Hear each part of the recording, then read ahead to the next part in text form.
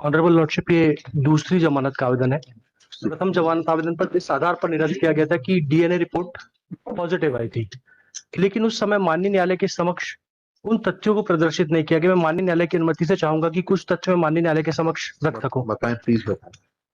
मैं माननीय न्यायालय का ध्यान विनम्रता पूर्वक आकृष्ट कराना चाहूंगा। लॉर्डशिप, अगर देखेंगे इस प्रकरण की सबसे ज्यादा मैं इसको विवादास्पद रिपोर्ट मानता हूं वो है शव परीक्षण रिपोर्ट।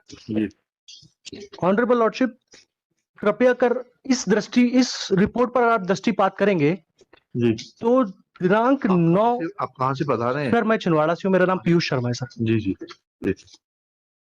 लॉर्डशिप, इस मृतिका की पोस्टमार्टम दिनांक 9/4/2021 को 3 डॉक्टरों की टीम द्वारा रात 11:30 बजे की गई। लॉर्डशिप, सबसे पहला प्रश्न उठता है माननीय न्यायालय के समक्ष, माननीय न्यायालय के समक्ष अभियोजन ये बात नहीं बता पाया कि आपको रात 11:30 बजे, जहां पर पर्याप्त रोशनी और पर्याप्त प्रकाश की व्यवस्था उपलब्ध नहीं थी, बिना किसी मजिस्ट्रेट की परमिशन लिए आपने पोस्टमार्टम रिपोर्ट कैसे कंडक्ट की? पहला सवाल मेरा माननीय न्यायालय के समक्ष ये है। दूसरा लॉर्डशिप, ये कहते हैं अपनी ही इस रिपोर्ट में कि 100% बर्न इंजरी का केस है। लॉर्डशिप, श्रीमान माननीय न्यायालय से मैं इसी परीक्षा का तीसरा नंबर का जो पेज है उस पर आपका ध्यान आकृष्ट कराना चाहूंगा। ये लिखते हैं कॉलम नंबर 11 में बाहरी और भीतरी जननेंद्रिय, उसमें ये अलग स्याही से लिखते हैं एनएडी, जिसका अगर माननीय न्यायालय के समक्ष मैं अर्थ स्पष्ट करता हूं तो वो लिखते हैं कि नॉट एनी एबनॉर्मेलिटी डिटेक्ट, लेकिन अगले ही नीचे ही कोई अन्य व्यक्ति लिखता है कि vaginal slide prepared and sealed handed over to police lady Sangeeta.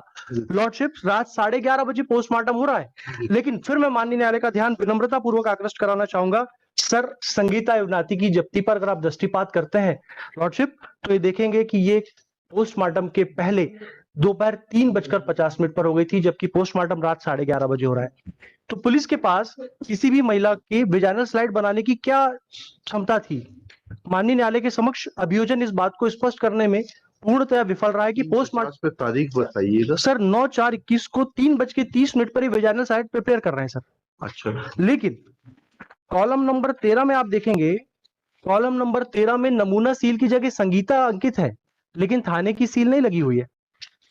माननीय न्यायालय से मैं विनम्रता पूर्वक आग्रह करना चाहूंगा, मेरा निवेदन है सर, ये चूंकि मेरा पहला अवसर है इसलिए अगर कोई दृष्टिता हो तो क्षमा करें। आप बिल्कुल आराम से बहस करिए सर। Don't worry. लॉर्डशिप, मैं पहली चीज ये जो मैंने तैयारी की थोड़ी सी, डॉक्टर पारिक और मोदी हैं, इनके मुताबिक जब इन्होंने अपनी किताब लिखी थी जिस पर ये डॉक्टर्स पढ़ाई करते हैं, इनमें इन्होंने लिखा था कि शुक्र के धब्बों की परीक्षा। लॉर्डशिप, ये बताते हैं कि स्पर्मेटोजोआ, जिसको शुक्राणु कहते हैं, इसकी उपस्थिति जानना कोई सरल कार्य नहीं है।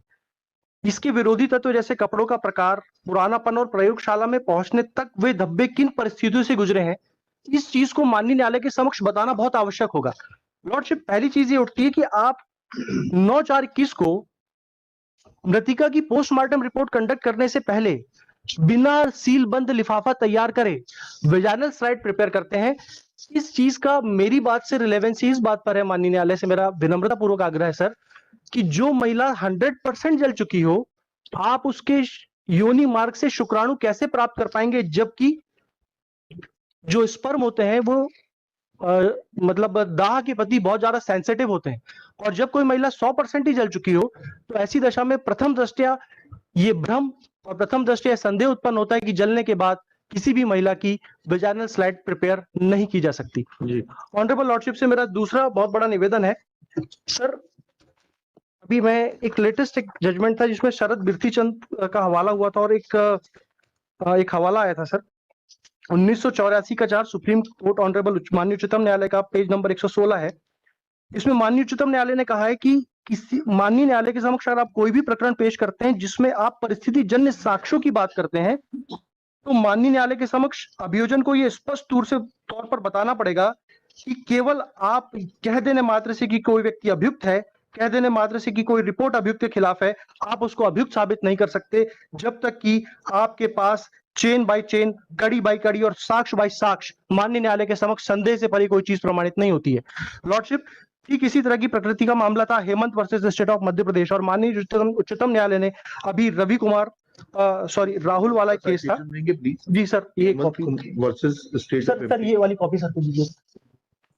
मैं माननीय न्यायालय से निवेदन करना चाहूंगा कि इस प्रकरण में माननीय उच्चतम न्यायालय ने ये कहा है, और मैं माननीय न्यायालय का इस जजमेंट की ओर ध्यान आकृष्ट कराना चाहूंगा। सर, पूरे हिंदुस्तान के अंदर इस जजमेंट की बड़ी जोरों से चर्चा है, जिस मामले में माननीय उच्चतम न्यायालय ने, बताइए प्लीज सर, इसमें माननीय उच्चतम न्यायालय ने डीएनए प्रोफाइलिंग को पेज नंबर 138 से डिस्कस करना शुरू किया था, और उसमें 38 हाँ सर, मतलब वो शायद कंडी का क्रमांक 138 से सर। हाँ जी उसमें उन्होंने डीएनए प्रोफाइलिंग पद्धति के बारे में बताया सर। जी।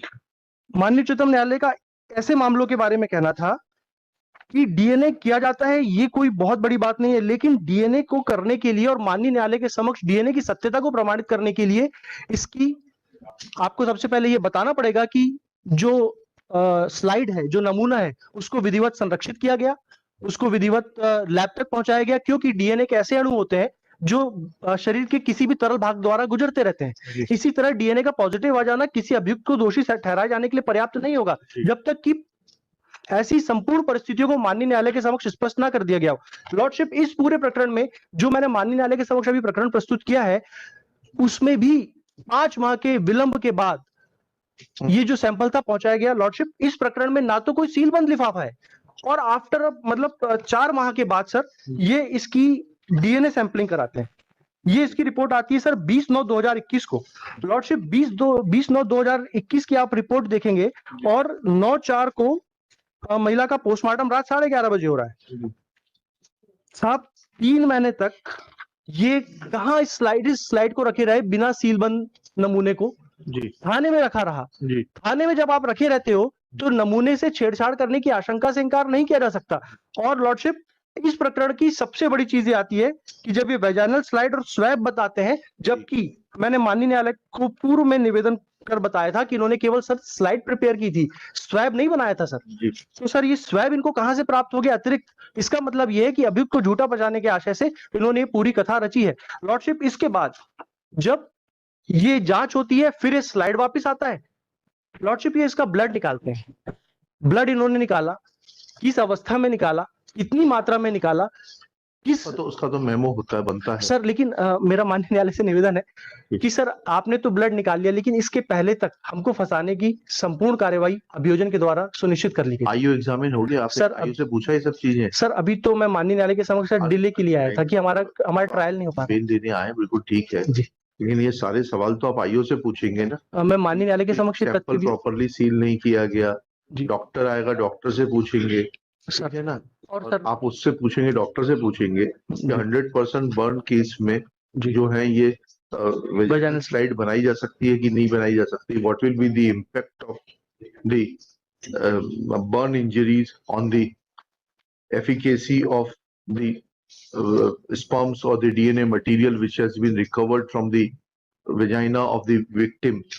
तो ये सब बातें तो आप वहां पूछेंगे। मैं माननीय न्यायालय से एक विनम्रता पूर्वक और एक निवेदन करूंगा। आप घटना बताते हैं साहब, अभियोजनी घटना बता रहा है, जिस दिनांक की घटना बता रहा है, ये बता रहा है सर। मैं माननीय न्यायालय से निवेदन करना चाहूंगा, माननीय न्यायालय ने अपने सुस्थापित सिद्धांतों पर बताया है कि जब आप कहते हैं तो संदेह से परे प्रकरण को माननीय न्यायालय के समक्ष प्रस्तुत कीजिए। नहीं, लेकिन संदेह से परे नहीं है सर, ये प्रथम दृष्टया की बात कर रहा हूं सर। आप बता रहे हैं कि जो अप्रैल 2021 जिस समय पूरा लॉकडाउन लगा हुआ था, उस दिन आप लॉकडाउन के समय में घर में लड़की को अकेला छोड़कर कहीं जाते हैं।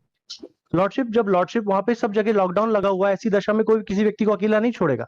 लेकिन तीसरी बात, मेरा माननीय न्यायालय से सिर्फ एक बात कहनी है कि जब आपके पास पोस्टमार्टम रिपोर्ट आ गई, आपने फैब्रिकेटेड स्टोरी बनाते हुए अभियुक्त को ब्लड सैंपल कराया, जिसमें भी काफी विलंब हुआ, ऐसी दशा में अभियुक्त माननीय न्यायालय से रहम की पात्रता रखता है, क्योंकि इसका सर कोई आपराधिक रिकॉर्ड नहीं है। माननीय न्यायालय से मेरा इस बात के लिए भी विनम्र आग्रह है कि सर आज एक जो लड़का बहुत मेहनतकश मजदूरी के साथ अपना जीवन यापन करता है, उसको जिन आधारों पर माननीय न्यायालय के समक्ष उसका प्रकरण प्रस्तुत किया गया है, वो रहम के आधार पर और इस सद्भाविक आधार पर कि उसको लगभग 1 वर्ष हो गया है, ऐसी दशा में भी हम शायद माननीय न्यायालय से रहम की पात्रता रखते हैं।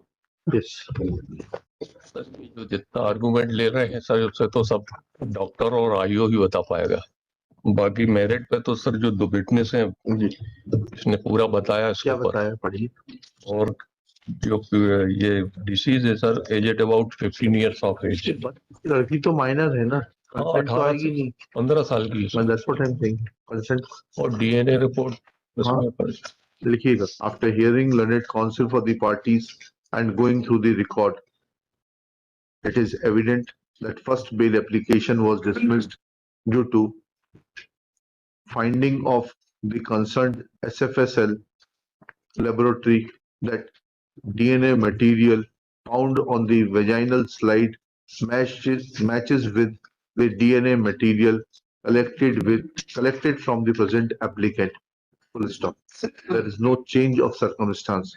Though Shri Piyush Sharma has vehemently argued and has tried to raise doubt about the efficacy of the sampling procedure. Full stop. However, this efficacy of sampling procedure can be tested before the trial court and not in an bail application. Therefore, for the present, taking this fact into consideration that deceased was a minor aged about 15 years, there is evidence of establishment of physical relationship which has been confirmed in the form of DNA report, it cannot be said that applicant is not guilty or prima facie not guilty of the offences charged with. Full stop. Application fails and is dismissed. Obelisk.